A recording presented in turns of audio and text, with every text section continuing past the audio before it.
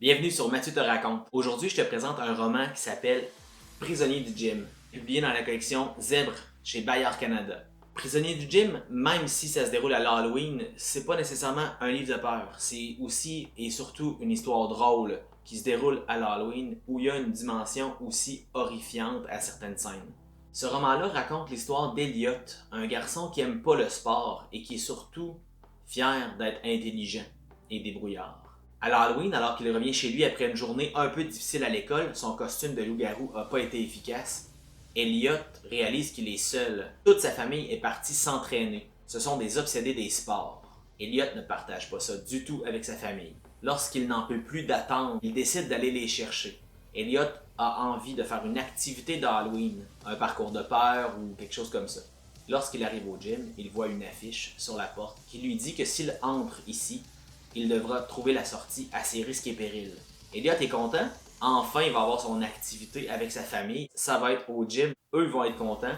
Et lui risque d'avoir peur pour vrai. Il déteste cet endroit-là. Sauf que lorsqu'il franchit la porte, il réalise que c'est vrai. Le gym est hanté ce soir-là.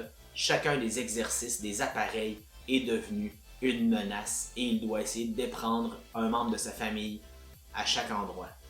Plus Elliot avance, plus il comprend comment déjouer les difficultés. Par contre, les autres membres de sa famille ne comprennent pas aussi vite que lui ce qui se passe. Évidemment, comme dans toute bonne histoire, il y a un grand méchant qu'Elliot devra vaincre avant de quitter le gym. Je peux pas te dire s'il va réussir, je peux pas te dire comment sa famille va s'en sortir. Parmi les appareils que tu risques de rencontrer dans ta lecture, il y a bien sûr le tapis toulant qui te ralentit. Plus tu cours, moins tu vas vite. Il y a aussi les haltères à terre qui te font pleurer de plus en plus à mesure que tu forces. Sans oublier bien sûr les élastiques élastiques et le cours de zombie. Pour te donner envie de lire le livre, j'ai décidé de te lire le prologue, qui s'appelle Le temps suspendu. Ils ne sont pas nombreux pour l'Halloween dans le centre d'entraînement de la rue du Faubourg. Il est 16h54. L'intérieur est décoré mais de façon minimaliste.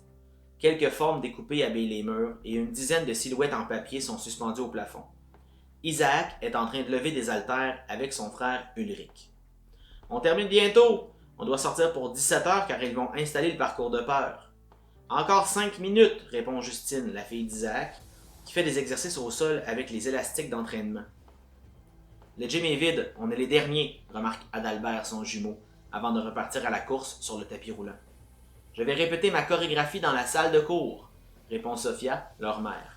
Je veux en profiter pendant que je suis seule pour m'améliorer sur les enchaînements. Dans un silence presque complet, les membres de la famille Hamel continuent leur entraînement. À 16h59, le vent s'engouffre par la porte, qui est pourtant fermée.